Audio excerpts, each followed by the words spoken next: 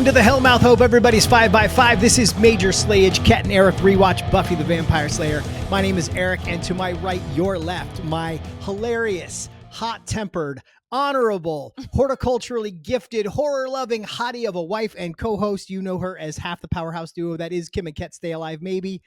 Give it up for Ketryn Porter. I'm really starting to look forward to these intros. We're also doing something a little different today. We are coming to you straight from inside of an oven. It's hot as shit today. So we're just trying something new, you know? We're recording during the day as opposed to the evening, which generally, once the shade hits, everything cools off quite a bit. We are in a desert, but we are in the midst of it right now. Yeah. So if we are both dripping with sweat by the end of this, look forward to that. Yeah.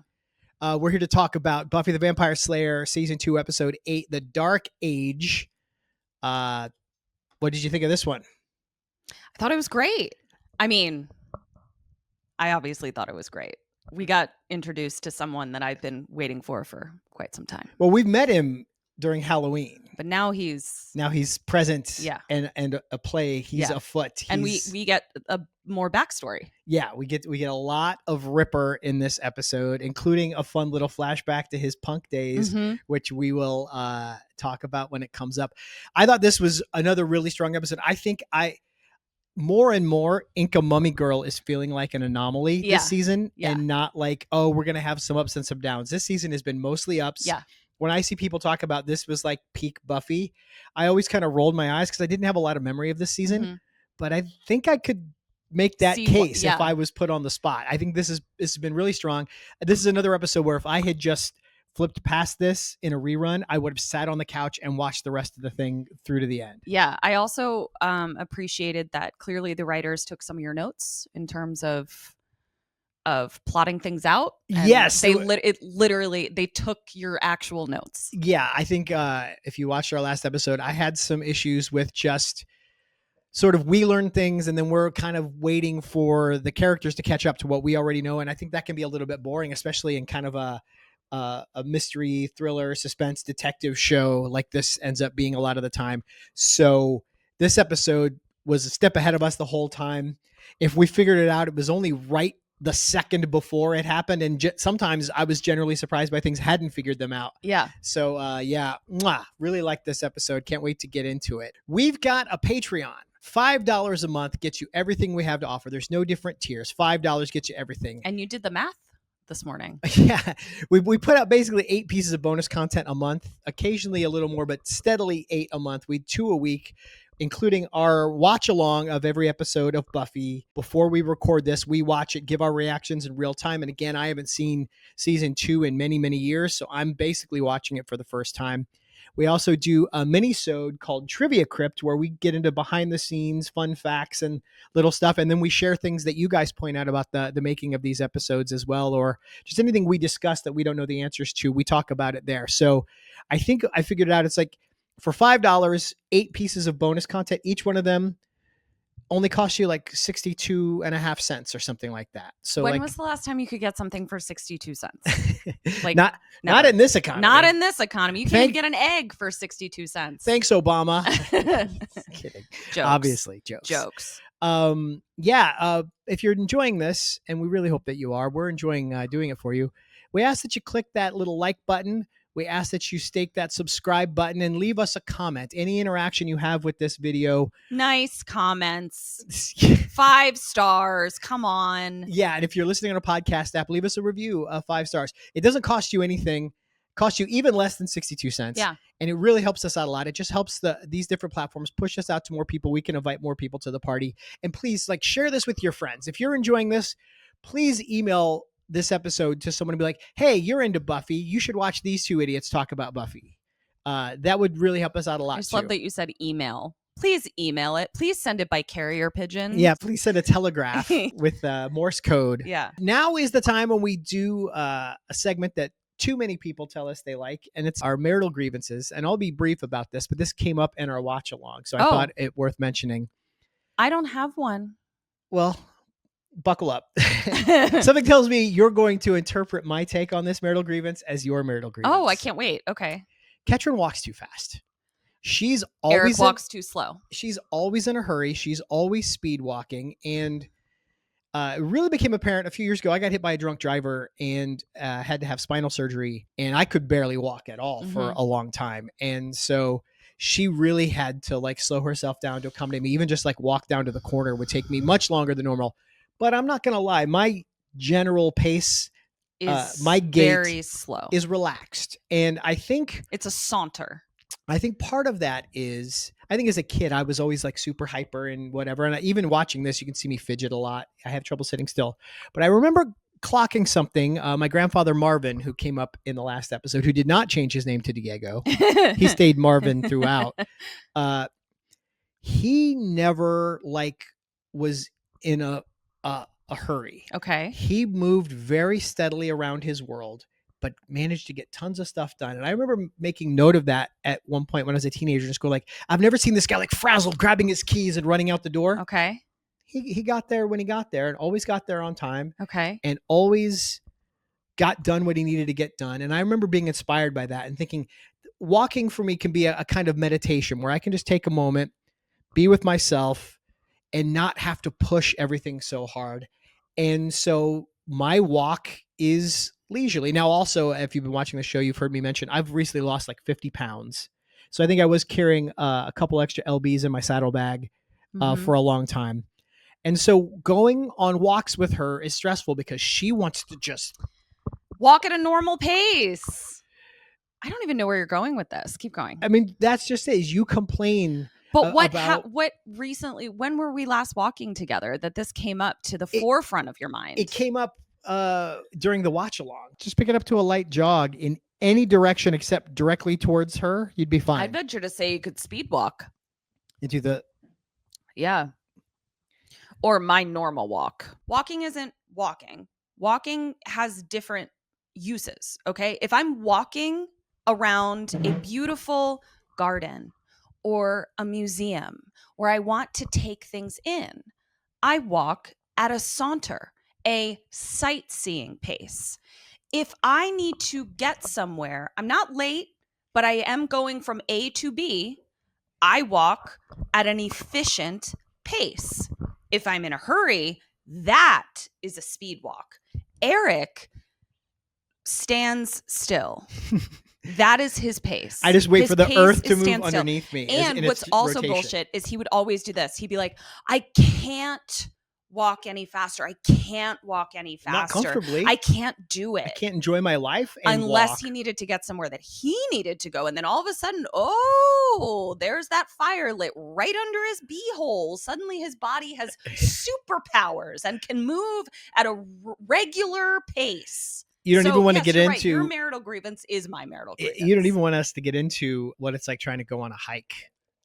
Well, he doesn't hike. No, I to me, a hike is a nature walk. No, that's a nature walk. To her, a hike is I'm going to push myself to my human limits and collapse at the end. And so that's a hike. You literally just said a hike is a nature walk. No, a nature walk is a nature walk. A hike is a hike. No, a hike. We can't go on hikes anymore. If we go for a hike together, we shake hands at the beginning and say, I'll see you after. Yeah. And then I move at my pace and she moves at hers. It's great. And you know what? I think it's those kind of compromises that have helped us get through 16 years together. So that was our marital grievance segment for today. Okay. Do you have a spell you want to do for us? Yes. I actually have a spell that I already wrote. So I will have Eric scan this spell from I think we're actually behind on scans. I got to scan a couple recent spells too. So by the time this comes out, I'll have all the spells we've mentioned scanned and ready for your perusal. Okay. So this one is a protection spell. I know that the tattoo in this episode is a homing beacon for the demon Igon. So I thought this little protection spell, which you do in a bathtub, so you can just you can just be laying in your bathtub and get Igon to he can't get near you. Igon, take me away. So you're going to cast a circle, and you're basically just going to boil yourself into a little tea with some fresh cut basil, a white candle, and a bathtub, and you're going to get into that basil-y bath for protection, and you're going to say 3 times, I am now protected at all times, in all situations, always and always. This is my kind of spell. Yeah. So protection spell. If you can't let the candle burn all the way down during your bath, just before extinguishing it, before blowing it out, invites the smoke to provide and surround you with further protection. Love it. Cool. And like I said, I'll get that scanned and posted on the Patreon for everybody. And again, we didn't even count that as bonus content. That's, the price is going down. If you start factoring in spells, you're paying, pennies for each piece of this stuff we share with you guys. There you go. All right, let's get into this. Okay. We open with Briefcase Guy.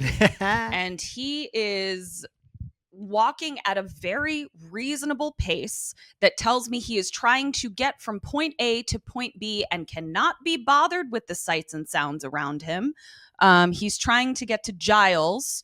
But as he's doing this, we hear someone call his name in a very spooky voice. Well, it's also, too, he's walking on pavement, and then we hear that stereotypical twig snap behind him. And I'm like, where is the twig just laying around on the sidewalk for some zombie to step on to alert him to her presence? I thought that was funny. So he starts banging on kind of like the back door of the library, the one that you have to go through the stacks to get to, that a lot of people escape out of in the show. Inside, Juffy is training with terrible music. I agreed with Giles. You identified with Giles a lot in this episode. Really identified with Giles a lot. I will say, isn't the step aerobic something she could just do at home? Does that have to happen in the library with Giles gawking at her? Like, if he hates the music so much, can't he just be like, all right, and don't forget when you get home, put in 30 minutes of step aerobic? I saw it as her warm-up.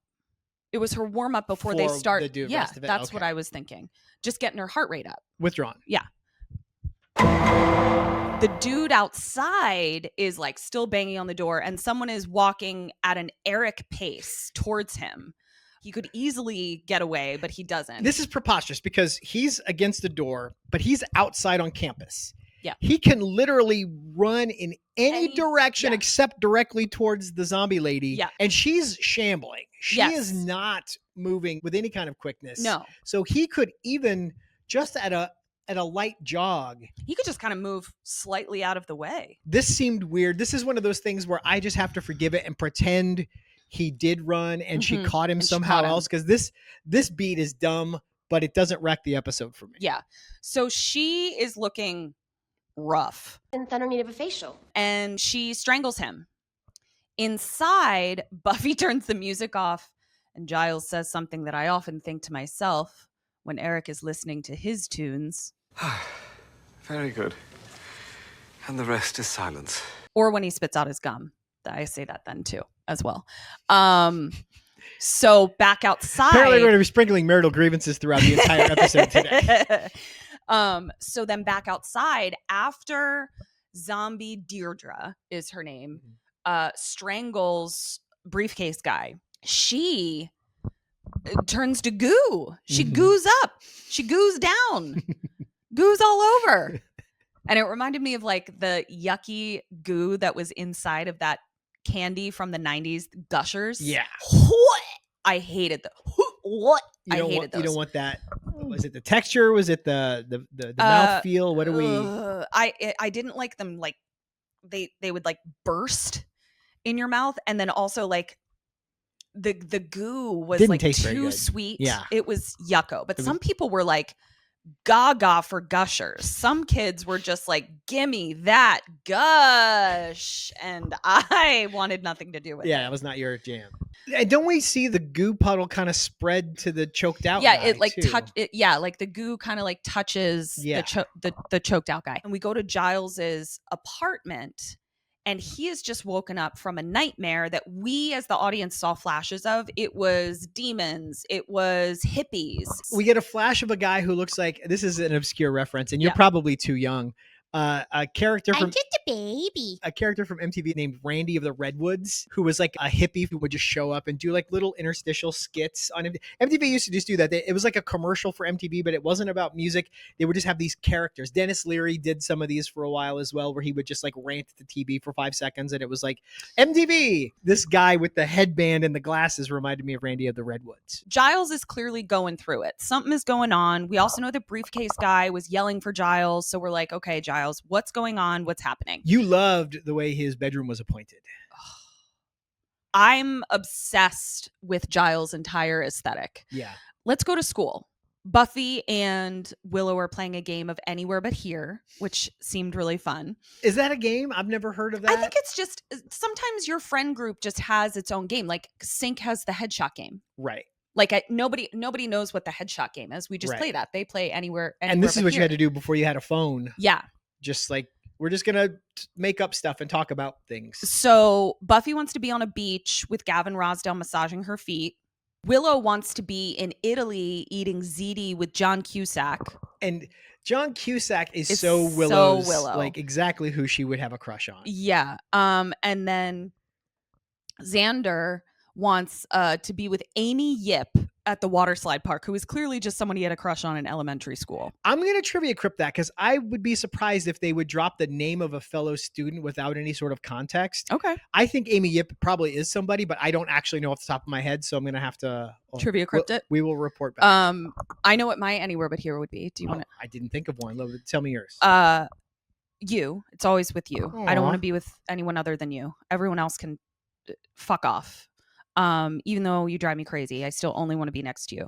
And I want to be in an overwater bungalow In the Maldives. in the Maldives. Yeah. And I wake up in our little bungalow and I just walk out to the deck and I just dive into the water like a mermaid. And you're just back on the deck, just like sipping a really fruity drink, watching me swim around like a That mermaid. sounds nice. Yeah. I've often said my ideal vacation is, and this is just a testament to how busy I am and how little sleep I'm getting lately. And I've had pockets of this in my life where I'd say, I want to go anywhere you want to go. And I want to get there 3 days before you and just sleep with the blackout curtains pulled. And then I'm fully recharged and refreshed by the time you arrive. So your Anywhere But Here is just wherever I want to be plus a nap. Yes. 3 days of napping. Great. And then we can go to the Maldives. I love it. So they're talking about how they can't imagine Giles ever playing Anywhere But Here because they can't imagine him wanting to be anywhere but inside of Tweed, which is inside of a library. He comes up to them and he does seem a little frazzled and tells Buffy, like, tonight I need you to patrol at the hospital because there is going to be a blood drop off, a blood delivery. And, you know, vampire meals on wheels, as Buffy says. And he says, you know, you really can't be late. This delivery is happening at a specific time. And she says, have I ever let you down? And yet again, I relate to Giles when he says, Do you want me to answer that or shall I just glare? so I guess I do need to ask you, in those instances where I could either answer or glare, what would you choose? Well, here's the thing is you're treating it like an either or. Mm-hmm. What I have the option of is you glare and answer Mm-hmm.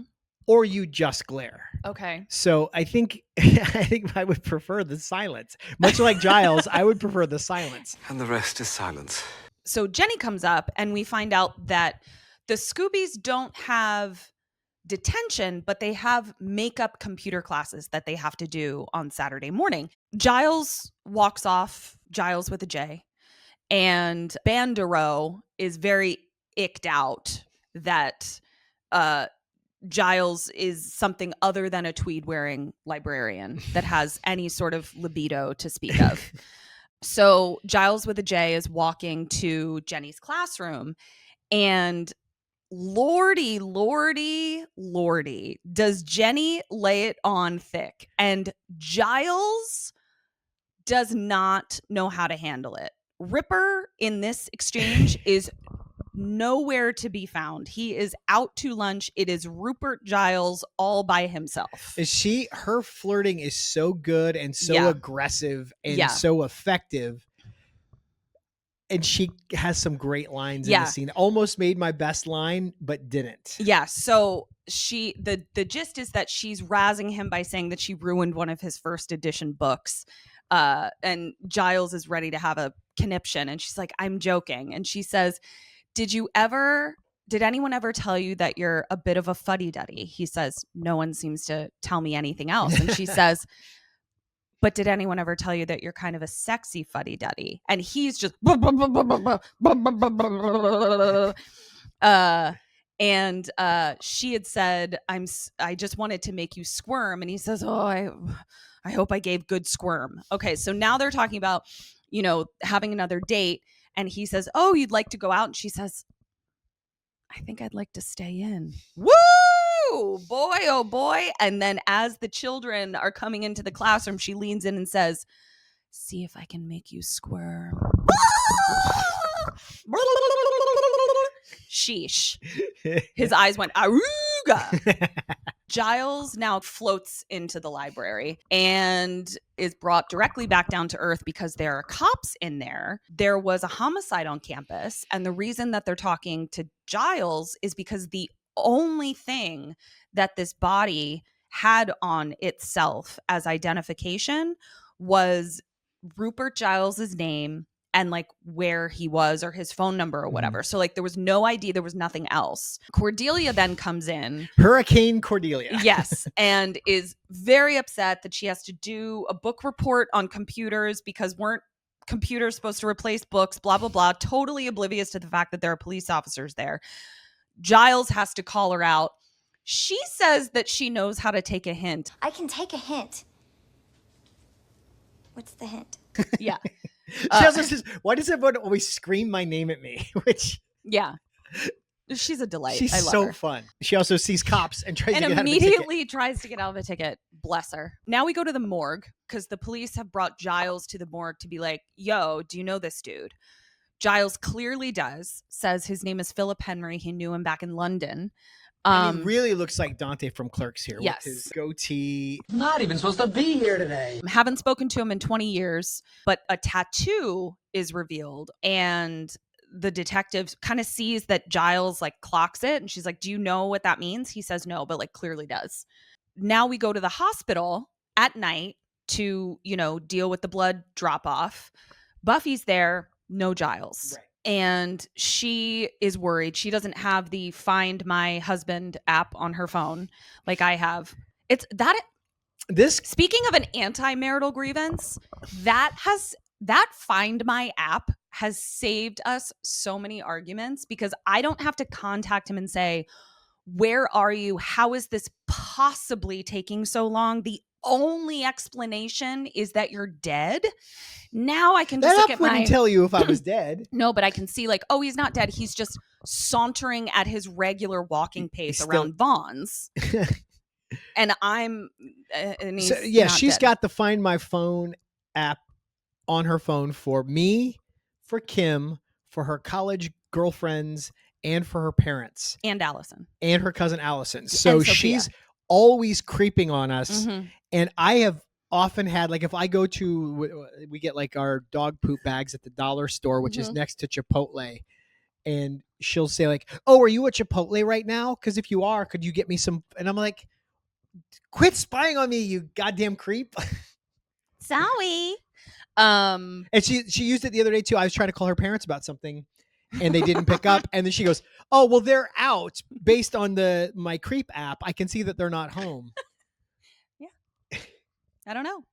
Works for me. I don't think this is the anti-marital grievance you think it is. So Buffy is worried because she can't see that he's just walking really slow at Bonds. And she then notices that like the blood delivery is here and it's two cute doctors who come out to get the delivery. It's George Clooney and Noah Wiley from ER. Which would have been a great crossover. And then another car pulls up sort of like out of the shadows. And she realizes that the two doctors are vampires. And one of them opens the blood cooler and another one is like, hey, no sampling the product, blah, blah, blah.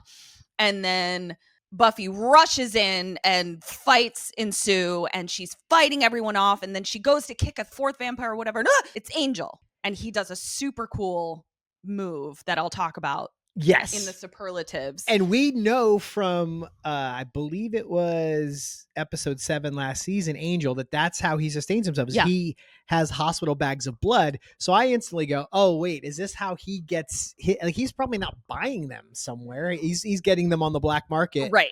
Through whatever underground trade is happening here. The first instance of a little bit of like moral gray area for Angel. Well, he's got to live. He does have to live. He's got to eat. Yeah.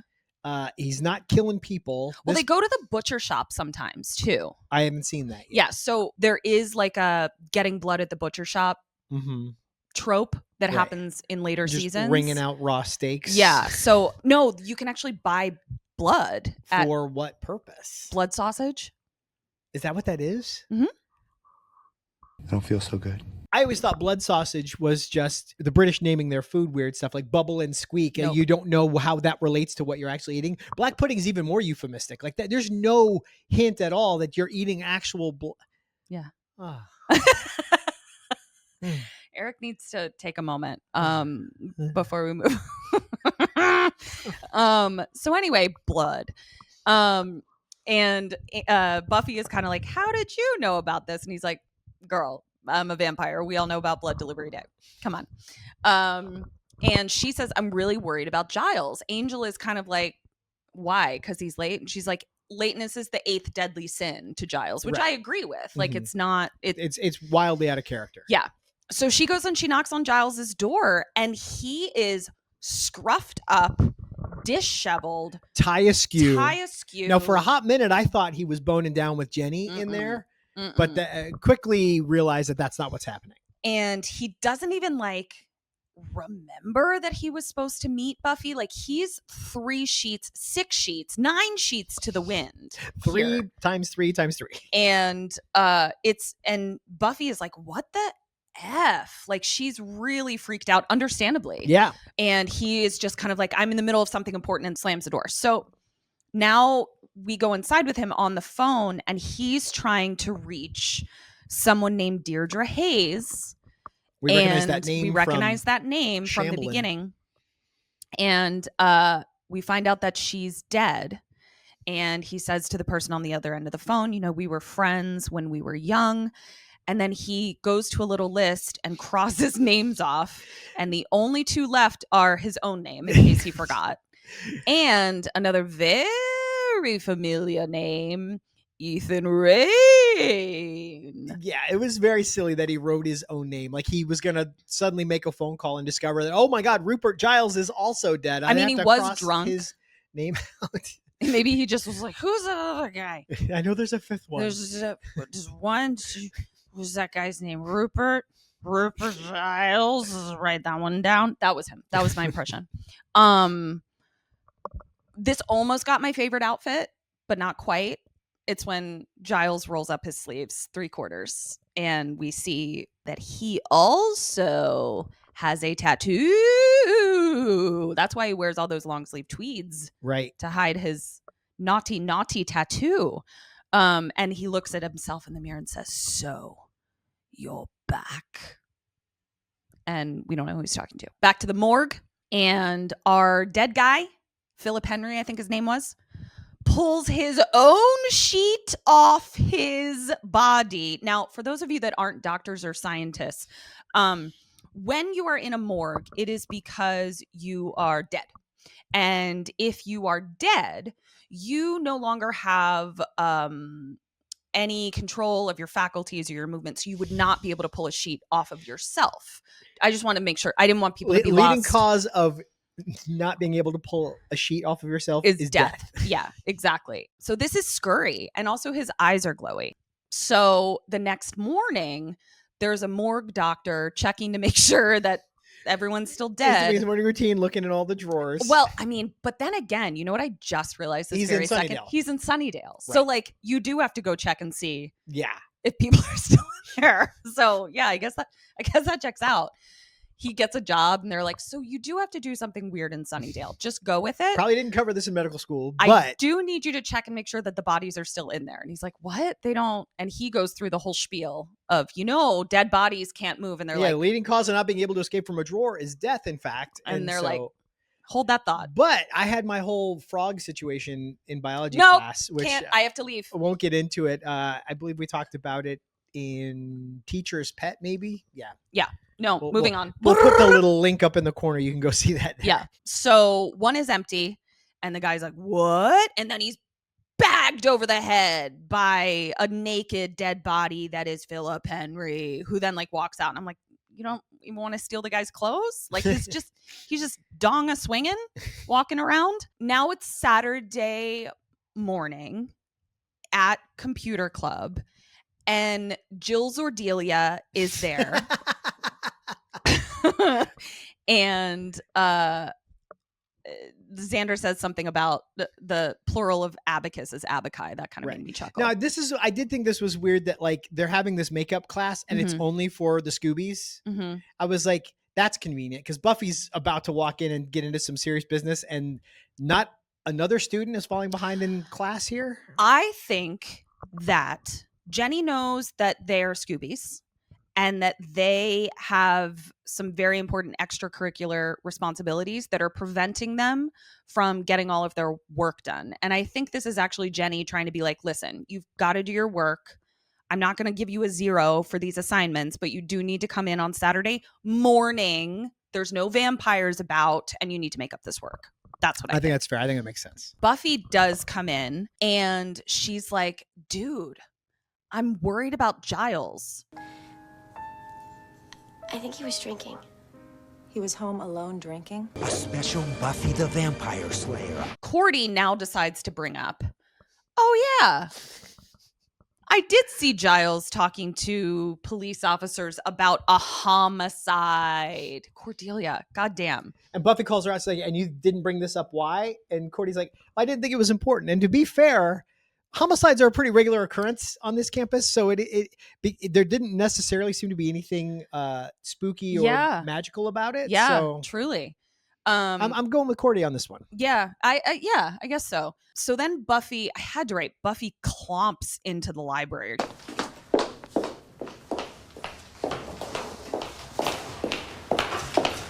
She is wearing these boots that have like a rectangular heel on them. I was very familiar with them in the 90s, but boy, oh boy, is she clomp-a-dompolin. She is stomping the runway. Yeah, and I'm just like, was this Foley or did they have microphones on the soles of her shoes? There's a lot of loud Foley in this episode. With the twig. And when we get back to Giles' apartment after Jenny is attacked, we'll get into it. All the clinking and clanking, the teacups. Yeah. Drink that and then I'll drive you home. This thing was in surround sound. It was crazy. So she goes into the library and she sees a shadow in the stacks. She goes to investigate and Ethan Rayne pushes a bookshelf over onto her. Buffy recognizes him as, oh, you're that effer who freaking sold me a magical dress that was not in my color palette at all. And so she punches him. He is such a great character. He's fantastic. I'm so glad we get more of him and get him back. I don't remember season 2 very well, so I don't know how much more of him we're going to get, but he's a great foil. You made a good comparison. You said he was sort of like the Q to Giles's Captain Picard. Yes. And if you don't get that reference, I just thought of another one. He's also kind of Loki. Yeah. He just wants to fuck things up. And he's like evil, but he's not like evil. He's mischievous. He's mischievous. Yeah. And like he's charismatic enough that I would this actor's fantastic. Fully watch an Ethan Rayne spinoff. If we could have had a Ripper and Rayne spinoff. Get out of here. Get out of here. Absolutely get out of here. Bye. Get out. Get out. Get out. So she wants to know what Ethan is doing there again. And she threatens him with the police. And he says, you're going to need good old Rupert to answer those questions. You don't know where he is, do you? So we cut to Buffy calling Giles and waking him up from a nightmare. Similar imagery that we're seeing. And he fell asleep on his freaking desk. And she just straight up is like, yo, what's the mark of Igon? And he's like, woo, goo. And Ethan's right there. She's like, I'm here with someone who says he knows you. It's Ethan Rayne. And Giles is immediately like, you have to get out of there immediately. Zombie breaks in. Then, Thank God he found some clothes. Right. They're Yeah, whose ill-fitting. what is he? Is he wearing a suit again? Is he wearing a suit again? Did he put his own suit back on? I don't know if it is or not. I didn't clock that, but he's He could have put his own suit back on. Maybe they put because they have to take the clothes off of a body you, yeah. somewhere. So maybe he did go find his own suit. That's the only Well, what we'll explanation. do is I'll that put the allow. footage up and I will either See play if a it's- check mark with a ding or an X with a buzz Yeah. if it appears to be Appears the to same be the suit or same not. suit. Xander tries to hold Ethan, who has used the melee as a distraction to escape. Cordy is the one who ends up knocking him out, which is so great. Yeah, this is it's not my best line, but it's an honorable mention, so we'll bring it up later. But she gets to get involved in some fighting, which is very fun for her. Yeah, so fun. Buffy kind of realizes that she needs information from this zombie to just kind of figure out what's going on. So she manages to kick him into the library cage. Yes. Drunk, unshaven Giles busts in and he sees Ethan Rayne there and says, I thought I told you to leave town. Cordelia then leans over to Xander. I have to say it, even though it is, spoiler alert, it is my superlative favorite line. She says, Why did he call him Ripper? Oh. as we all did. As we all. Okay.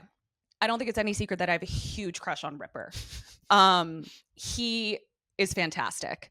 I also have a little bit of a crush on Giles now that I've gotten older. Right. This You really would want access to both of them. correct. I want a Rupert in the streets and a Ripper in the sheets.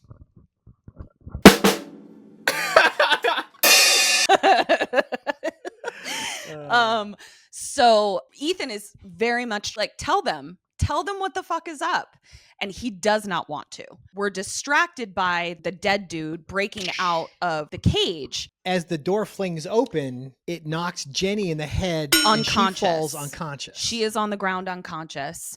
Then dead guy gets kicked and we kind of see him be like, like kind of have a seizure. He falls down and he goos out. Goes to goo. He goes to goo. And we see that the goo spreads over to Jenny's unconscious hand. Giles then helps Jenny get up and he's comforting her, holding her, and he's like, are you all right? And she leans into Ripper and then she opens her eyes over his shoulder and they're glowy. It's like the end of the Thriller video. Yeah, it is like the end of the Thriller video. Buffy says, I lost Ethan. And now she is, Buffy is interrogating Giles a little bit in the library.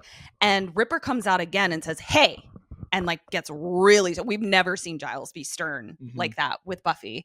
And he says, this is not your battle. And I'm telling you unequivocally as your watcher to stay out of it. He then takes Jenny home and Buffy utterly ignores his decree and says, let's get to work, bitches. And she starts handing out jobs to everybody. And Cordelia very sweetly is like, ready for my assignment. And she's like, what? I care about Giles, which is so sweet. Yeah, God, she's great. It was such a good moment for her character in that she is no longer like reluctantly in this. She's like, come on, you guys. I've been through this shit with you several times to my own peril. Yeah. Let me help. Yeah. And it humanizes her yet again. Right. You know, she is not a one-dimensional mean girl. Mm-hmm. We also had a nice moment during the melee where she kind of goes into Xander's arms. Yeah. Back at Giles's apartment, Giles with a J, they're sitting on the couch drinking scotch. That's not proper concussion protocol. No, it is not. It is not. And Giles should be the expert on getting knocked out. And maybe he is. Maybe we don't know what we're talking about. That's true. Maybe it's an old wives' tale for back in the old country. He knows how to heal your brain after a concussion. Yeah. So they're having like a very intimate conversation. And just before they're about to kiss, Giles is like, I need to get you home. I'm not a safe person right now. Jenny is really laying it on thick, saying nothing is safe in this world. Willow back, including the unprotected sex she's trying to have with him. right? Exactly. She's on the pill. She's on The pill doesn't stop the creepy crawlies. So he doesn't have any creepy crawlies, just She demons. might. That's true. Back in the library, Willow nerds out about some research that she found. They realized that the demon doesn't have to jump into a dead body. It could jump into an unconscious body. Was anyone unconscious when Mr. Philip Henry gooed up? Yes, sir. Jenny! So back at Giles' apartment, Giles is making tea. Jenny, when he, doesn't notice, she rips the phone cord out of the wall. And he's like, what was that? And she's like, nothing. And he says, I need to take you home. And she says, Or you could take advantage of me in my weakened state. we go back to the library and we see that Buffy has been trying to contact Giles and even can't. call the operator to figure out what's going on. Yeah, and she says, thank you, operator. Which I'm like, kids who watch this today are going to be like, who the fuck what? is that? Yeah, you could call the operator, kids, by pushing 0. Talk to a person whose job it was is to know where phones are going. Yeah. So Buffy skedaddles. Back in Giles's apartment, Jenny is still laying it on really, really thick. And she's like, she's now putting is on a full court press. Yeah. And he's like, now is not the time. She literally straddles him and he pushes her away and he's like, it's not right. I'm not going to take advantage of you. Like, this is not. And to be fair, like, she was severely knocked out. She was like holding an ice pack on her head. Like, this is strange behavior for what she just experienced today, even though she is a randy lady. They had a hump date scheduled for today anyway, so maybe she's just trying to keep to the schedule. To keep to the schedule, right? So he stops her, and then Jenny's voice and demeanor very much changes, and she says, Was it good for you?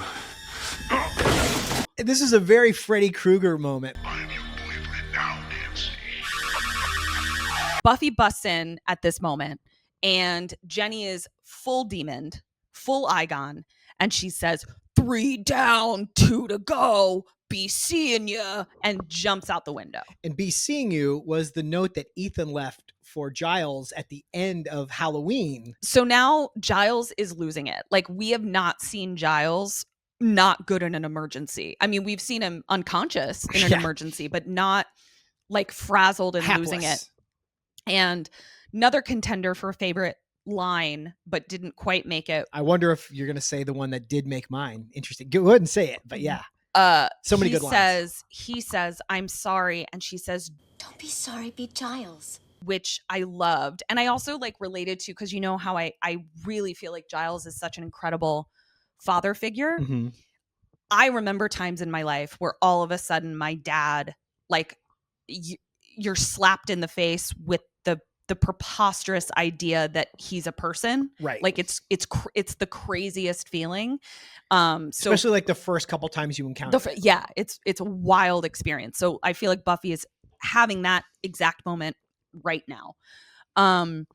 And Giles says, this is different.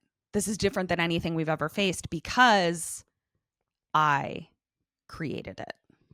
So now not only do we see that Giles is a person with vulnerabilities and fear, and doesn't always have the answers, but sometimes he's made bad choices, evil choices, wrong choices. And we alluded to this at the top, and I feel like what's great about this episode is that we don't know what that means yet. Yeah. I think in other episodes earlier in the season, we would have gotten the whole backstory. We would be sitting on this information and then waiting for Buffy to find out. Figure it out. At this point, he goes, I created it. And we're like, dun, dun, we dun. don't know. Tell Yeah. me. We want to know. I'm sucked in and I'm ready and I'm anxious and I'm hungry for the next bit of information. And I feel like that's much more the kind of TV I like to watch. Agreed. A little time passes and we're getting some backstory, and we see a picture of Rocker Ripper at 21, and he is just a super duper rock star in this black and white photo. Mm-hmm. And he tells us that he was studying at Oxford and he was beginning to feel the overwhelming pressure of his destiny, because being a watcher is hereditary to an extent. The family business. And so he, feeling overwhelmed by this, dropped out, and he fell in with the worst crowd that would have him. And that is where he met Ethan and Philip Henry and Randall and Deirdre, and they discovered Igon.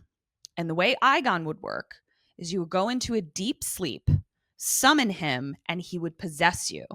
And Giles says it was the most extraordinary high, but they were fools, he says, because one of them, Randall, was killed. So their fifth member was killed pretty early on when they did this. And Giles blames himself. He's like, we killed him. We did this by messing with shit that we had no business messing with, and it ended up with one of my friends being dead. Now, was it that the demon killed him, or did they have to kill him to try to stop the demon? That's not clear.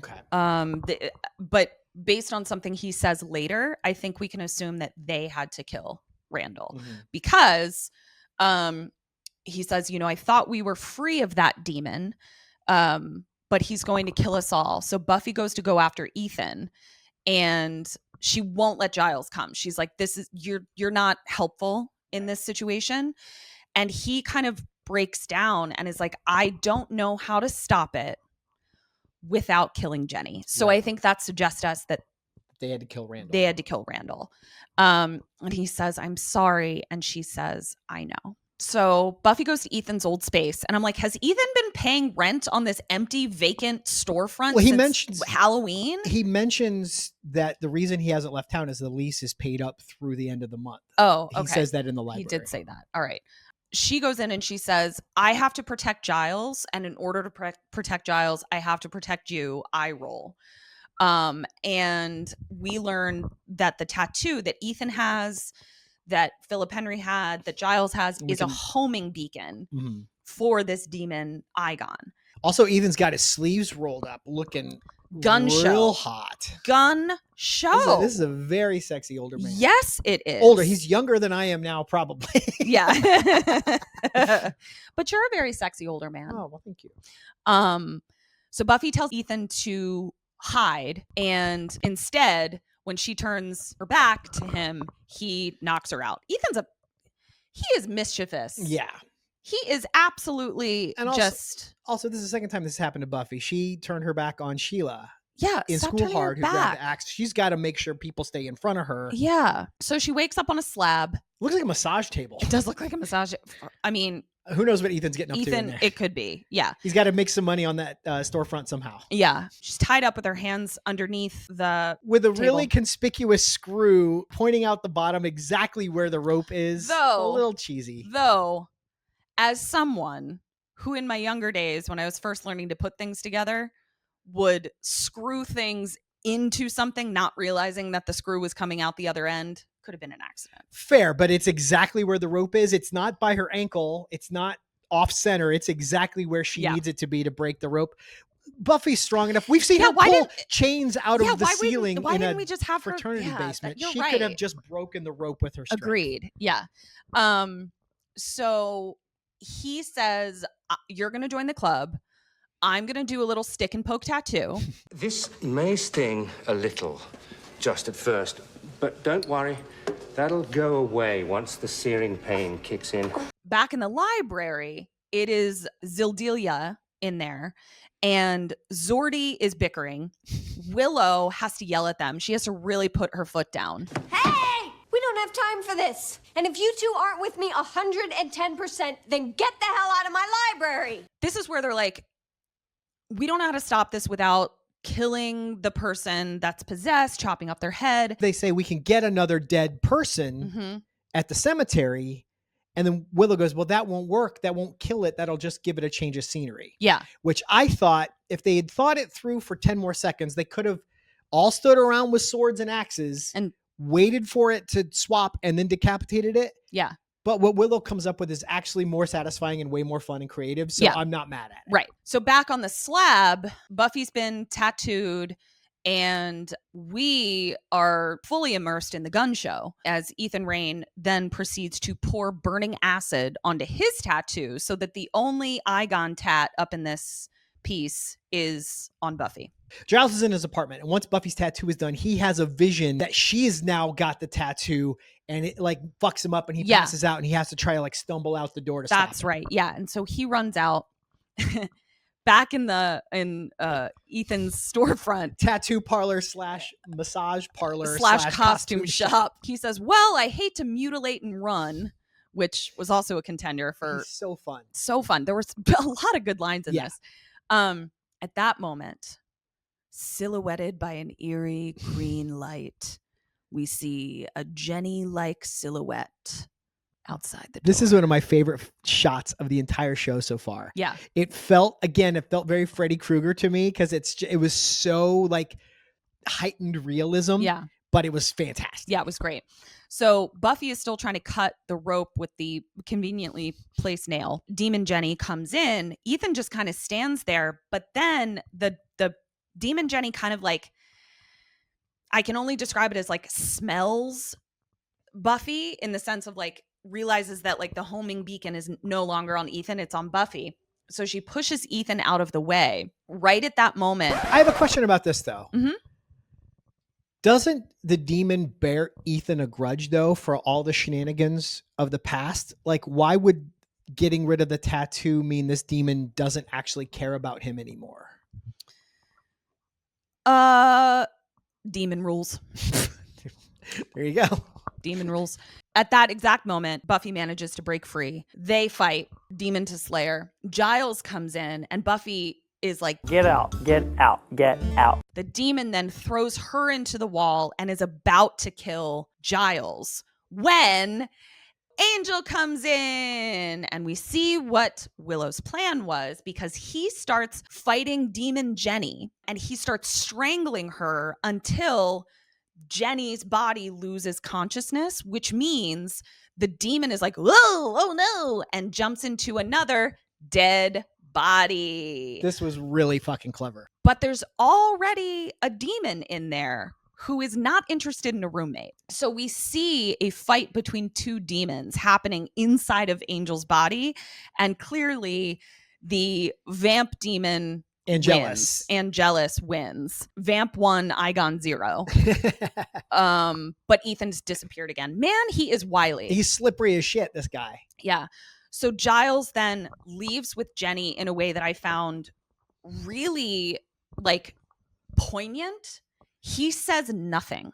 He doesn't say anything to anyone. Mm-hmm. He has no like, well, we did that. Nothing. He literally just picks up Jenny, doesn't turn back, just walks out of the store, which I just felt was like a really great character choice. Like the amount of guilt and panic, that he's feeling, that he brought all of this on.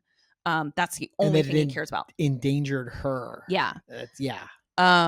Which it actually made sense in this instance. Like at the end of Inca Mummy Girl, they all walk out without a word, and it was just like, nobody has anything to say. This made sense. Totally worked. Yeah. Next day at school, Buffy is saying, well, now I have to blow my allowance to get this tattoo removed, which I think it would have been really fun if for the rest of the season, she has this fucking tattoo on the back of her neck. I think so too, but it's probably just makeup stuff they don't want to fuck with. And like if it's sort of Chekhov's gun, if it's never going to come back up, then maybe they get rid of it. Yeah. It would have been a cool like battle scar. Yeah. Like, and even just from like a TV perspective where like new viewers come in and they're like, what's with that tattoo? And they're like, oh, you got to go back to season 2. Or Joyce. Well, there was no way to go. You got a tattoo? Well, there was no way to go back to season 2 in those days, though. Right. You just had to wait for hopefully 2 years from now, you would catch it on a weekend rerun, Right. Yeah. But I also feel like I would have loved them to explore maybe a magical tattoo removal because it is a magic tattoo, or find a way to keep it, like you're saying, but alter its purpose and it becomes a thing that she can then use to find demons or something. Oh, yeah. I feel like there's a lot of possibilities there that they didn't explore. Willow and Xander and Buffy are just talking about like how they think Willow would make a really good watcher with how she kind of handled the situation the night before. And Willow's like, that just sounds like a really stressful job. I agree. I think, would I rather be a Slayer or I'd rather be a Slayer because I feel like the watcher, you are responsible for something that you don't ultimately have 100% control over. Right. Whereas like as a slayer, you are in 100% control of any win or lose, it's on theoretically- you. Yes, Yeah. exactly. So I Versus think- being the coach versus being the player on the field. yeah. So I think being a slayer would actually be less stressful to me. How about you? I could see the merits of both, but I think I agree with you. I think, being the one, I was always the kid in school who was like, hey, you guys want to get an A on this group project? Everyone stand back and let me handle it. Mhm. So I feel like that's much more the Slayer's role than the Watcher. Yeah, I agree. I'm not as good at delegating. And I think as a Watcher, there's a trust involved, and you have to be able to, all right, I've gotten you as far as you can go, and now it's on you. And then you just have to sit on the sidelines. Yeah, it's unfortunate because I actually think that I would make a really great Watcher. I am good at delegating. You're a good mentor. And You're I'm a good mentor. teacher. I'm a good teacher. But I'm not good at processing the anxiety of sort of letting my little birdies fly the nest. And you can't even watch sports without getting- a high level of anxiety because you can't control what happens to them on the field. Yeah. Imagine if it was someone that you like cared about and were responsible for. Yeah, I That couldn't. would have been tough. Couldn't do it. We then cut to Giles, and we see that Giles is actually like having a tough day. He finds Jenny, and you can tell that like Giles's energy. Anthony Head did such a great job of just like, you can tell that he's just like buzzing right about here. And he finds Jenny, and he feels so guilty. And Jenny is really chilly, but not like bitchy. She's not being an asshole. She's traumatized. Yeah. Fully traumatized. And I think And she's doesn't missing want- her light a little bit. yeah, and I don't think she like wants to blame Giles, but ultimately this horribly traumatizing situation only happened because he made a bad choice. And I think we talked about this in the watch along too, that it's like, it's her reptile brain. Like it's a very Yeah. visceral reaction she has. It's not a reasoned consideration looking at the events. Something In primal in her is shut down and is shrinking from him. Yeah, and Giles is heartbroken, and Buffy sees this, and they have a really beautiful moment here where like Buffy says what I talked about was like, I found out you're a person. You're not just a Giles. You're a person. And you know that they have something in common. They then sort of have kind of an awkward moment where, you know, Buffy's like, I think we're supposed to be training. And so they kind of try to regain their Watcher Slayer relationship. And Buffy tries to engage Giles by asking him to comment on her music again. And he says, it's not music. It's just a series of nonsensical sounds or something like that. And it's very sweet. They also have this moment where Giles is like, I don't think Jenny's going to forgive me. And Buffy has really sage advice. She's the one advising him and is like, well, you should try forgiving yourself. Oof. Yeah. Yeah. This is a great. And so, yeah, it was that metaphor for learning your teacher as a person. Like I remember the first time you see a teacher at the grocery store, and you're like, well, of course they eat food. Why wouldn't they go to the grocery store? But you see that person out of context. And I think she's initially disillusioned by, well, you're not just the upstanding person who has all the answers, but ultimately learns that they have a lot more in common and they're closer as a result of this. And like some of that barrier is torn down between them, and that's actually going to make them stronger as a duo. Yeah. Yeah. And this is the second episode where they close out the episode with a bonding moment, which I think is so beautiful and important. And I'll just close by saying Hank could never. Hank could never. Sunnydale High Yearbook Committee meeting now in session. Who'd you have for best line? Best line, I had Cordelia with, Why did he call him Ripper? Oh. that was my favorite. That was fantastic. Yeah. She gets my honorable mention after she takes down Ethan and Giles shows up and he's like, Is everyone all right? Super. I kicked a guy.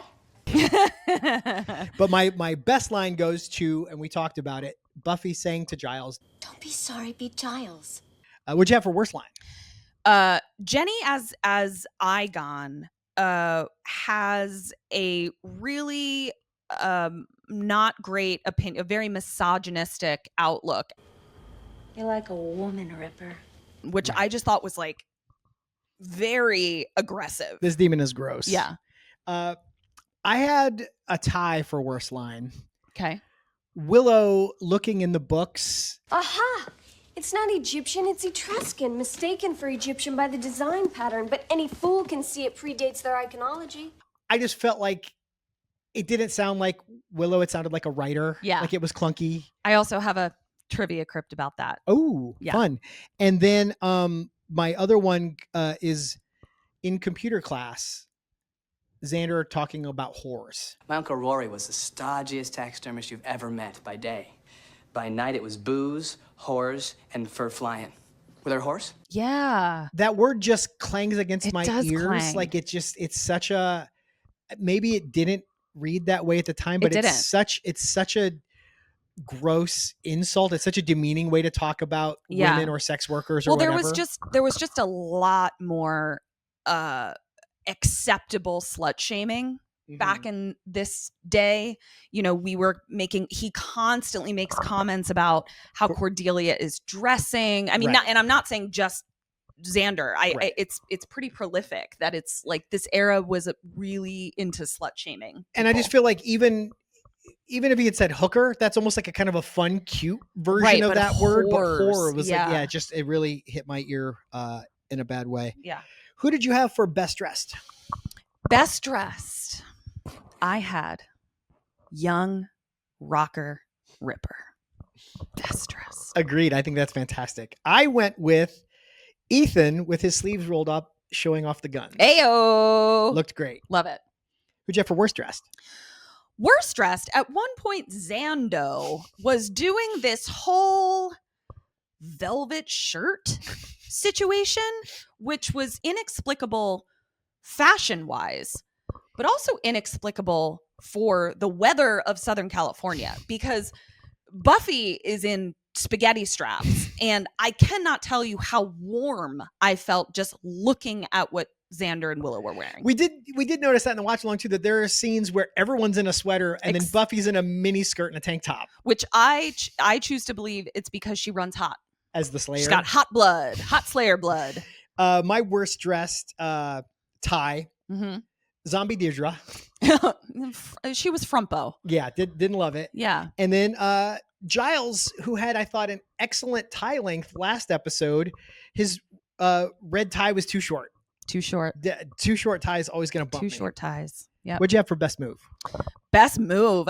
Angel, when they're like doing the blood drop off, he does a spin kick, and then the vamp that he kicks does a spin. So it was a double spin situation. Spins into the convertible. Yeah. It was great. What Loved a fun it. stunt. And then I had Demon Jenny walking up to the door backlit in green. Yeah. I just thought it was so fucking cool. That was great. Yeah. And then who do you have for most likely? Most likely goes to Ethan Rayne, who is most likely to start an MLM scam selling magical artifacts to housewives. I think that that's a keen observation. Yeah. I had most likely to have to make himself squirm for the time being. No. Giles. Womp womp. All right. Well, that was our episode. Thanks for joining us. Again, please give a like, subscribe, comment if you're listening on a podcast app. Rate and review 5 stars, please. Helps us out so much, more than you can know. Share this with a friend. And while you're at it, be sure to check out our other show, Kim and Ket Stay Alive, maybe, co-starring her and the hilarious Kim Burns, produced by me every Wednesday on social media at KKSam Podcast. This show's on social media at Major Slayage Pod. And that's all we have for you today. We'll be back next Monday with season 2, episode 9, which I believe is part of a 2-parter. Mm-hmm. And I believe might be introducing us to an interesting new character. I can't wait to see how this turns out. Until then, dust Dust you you later. later.